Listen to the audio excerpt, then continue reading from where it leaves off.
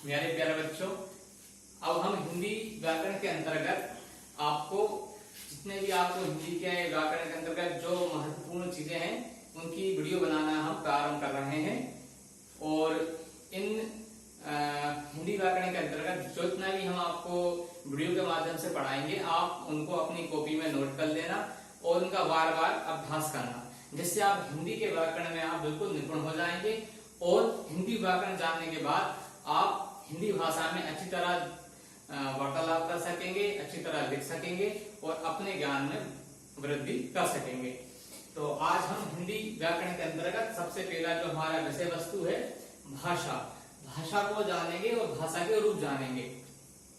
ठीक, अब हम भाषा की कुछ मैंने यहाँ पे परिभाषा लिखी है, वो मैं आपको पढ़कर सुना देता हूँ। जिस साधन द्वारा हम अपनी बात दूसरों तक पहुंचाते हैं और दूसरों की बात हम समझ लेते हैं, उसी का नाम भाषा है। ठीक, यानी हम जिस माध्यम से या जिस रूप से किसी अपनी बात को दूसरों तक पहुंचाते हैं और दूसरों की बात हम अपनी को समझ लेते हैं, तो जिस माध्यम के द्वारा हम समझ पा रहे हैं, जान पा रहे हैं, या हम अपने ज्ञान में वृद्धि कर पा रहे हैं, उसी का नाम क्या है? भाषा। जैसा आपको पता होगा कि पृथ्वी पर जैसे मनुष्य जन्म होता है तो सबसे पहले मनुष्य अपने भावों या विचारों को दूसरों तक पहुंचाने के लिए उसके पास भाषा नहीं होती है, लेकिन समय के साथ साथ वो अपने विचारों भावों को दूसरों तक पहुंचाने के लिए भाषा का निर्माण करता है।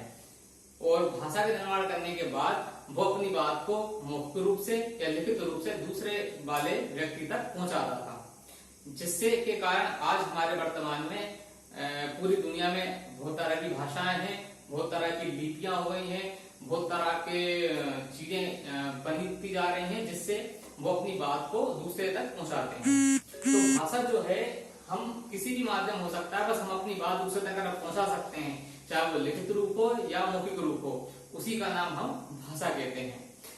ठीक, अब आती है बात भाषा के रूप की। तो भाषा के बच्चों दो रूप होते हैं मुख्यतः, जिसमें आता है मौखिक भाषा और आता है लिखित भाषा। मौखिक भाषा क्या होती है? मौखिक भाषा जैसा कि नाम बता रहे हैं, मौखिक भाषा यानी किसी भी चीज को हम जब मुख के द्वारा दूसरों तक पहुंचाते हैं वो हमारी भाषा कहलाती है मौखिक भाषा। यानी हम किसी भी चीज को हम अगर भाषा के द्वारा अपने मुंह के द्वारा किसी दूसरे तक पहुंचा देते हैं और वो उस चीज को जान पाता है, तो हम उसको मौखिक भाषा का रूप कहते हैं। जैसे आपने रेडियो का सुना होगा, टीवी पे प्रसारित होने वाले कार्यक्रम जिनमें आवाज आती है और आवाज को जानने के बाद आप उन चीजों को जान पाते हैं। हमारे विद्यालय में भी जब प्रार्थना सभा होती है तो शिक्षक या शिक्षिकाएं अपनी बात को माइक के द्वारा आप तक पहुंचाते हैं और सभी बच्चे आप उनकी बातों को जानकर समझ पाते हैं कि वो क्या कहना चाहते हैं। ठीक, तो मौखिक भाषा में क्या आगे, जिसके द्वारा हम मुंह से किसी चीज को समझा पाते हैं। दूसरी चीज आती है लिखित भाषा।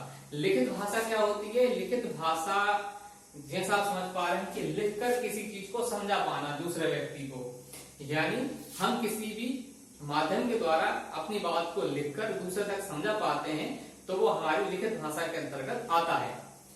लिखित भाषा के उदाहरण हैं जैसे हमारी पाठ्य पुस्तक, हमारे समाचार पत्र या जितनी भी पत्रिकाएं जो हमें पढ़ने को मिलती हैं, उन सभी में अक्षर लिखे होते हैं और उन अक्षरों से आप अपने ज्ञान में वृद्धि करते हैं, उस चीज को समझ पाते हैं। जिस किसी व्यक्ति ने उस पाठ्य पुस्तक के माध्यम से या समाचार पत्र के माध्यम से आपको लिखा है और आप उस भाषा को पढ़कर अपने ज्ञान में वृद्धि कर पाते हैं, यानी उसने कुछ चीज लिखा और आपने उस पढ़कर उस चीज को समझ पाया, तो वो किसमें के अंतर्गत आ गया? लिखित भाषा के अंतर्गत।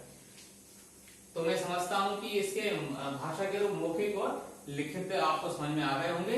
इसके बाद आगे की वीडियो में आपको मैं समझाऊंगा।